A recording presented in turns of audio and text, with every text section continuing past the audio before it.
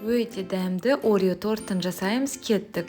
Алдымен жұмыртқаның сарыуызын қантпен жақсылап араластырамыз. Оған сүтімізді, какаомызды, сұйық майымызды қосып араластырып, екінші табаға құйып қоямыз. Енді жұмыртқаның ақуызын бірінші өзін осылай жақсылап шайқап аламыз. Біздің ақуызымыз әппақ болып өзгергеннен кейін түсі, оған қантымызды қосып, тағы да бір мәрте араластырамыз. Біздің ақуызымыз қоюлануы керек. Қоюланып болғаннан кейін жаңағы жұмыртқаның сарыуызын барлығын жақсылап осылай біркелкі етіп, силиконды қасықтың көмегімен араластырып отырамыз.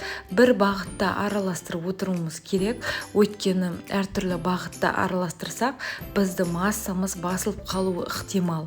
Енді оған бірінші ұнның жарты бөлігін салып, силиконды қасықпен асықпай бір бағытта араластырамыз. Одан кейін қалған ұнымызды қосамыз, тағы да бір мәрте араластырамыз. Мен ұнның ішіне қопсытқышты қосып жібердім. Барлық грамдары төменде жазулы тұр. Енді оны осындай формаға салып, қыздырылып тұрған пеште жақсылап пісіріп аламыз. Ол біздің коржымыз мінеке қыздар пісті. Енді оны осылай төңкеріп қойып, суытуымыз қажет. Біздің коржымыз суып болғанша осындай шоколад пен сливкиден жақсылап ерітіп, кондитер қапшығына салып, тоңазытқышқа шамалы бір жарты сағатқа қатыруға алып қоямыз.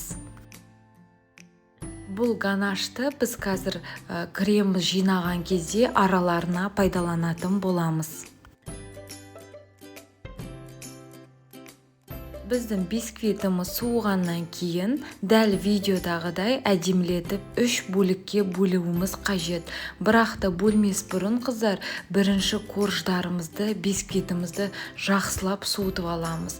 Ол бізде суығаннан кейін барып осылай әдемі етіп бөлінетін болады. 3 бірдей бөліктерге бөліп, енді корждарымызды жинайтын боламыз. Әуелгі уақытта кремдерімізді әзірлеп аламыз. Ол үшін творожный сырға біздің қантымызды қосып, жақсылап миксермен араластырамыз. Біздің қантымыз езіліп, творожный сырымызда езілуі керек. Мінеке біздің творожный сыры мен қантымыздың езілген уақытта консистенциясы осындай болуы қажет. Енді оған сливкиімізді құйып, тағы да бір мәрте қоюланғанша миксермен жақсылап араластырамыз.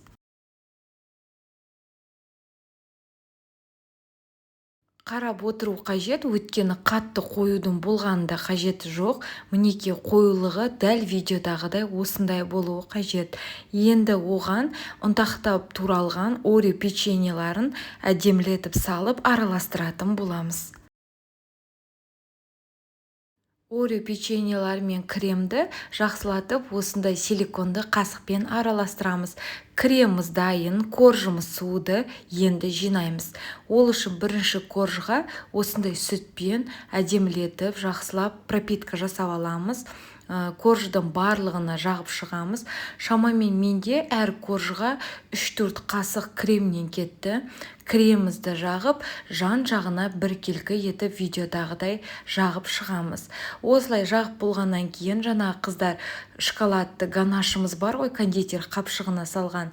Сол кондитер қапшығына салынған шоколадымызды осылай видеодағыдай дөңгелекті етіп форма жасаймыз.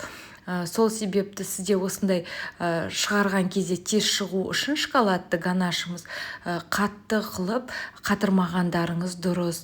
Осылай енді әдемілетіп формамызды дөңгелекті етіп жағып болған соң, екінші коржығымызға да пропиткасын жасаймыз.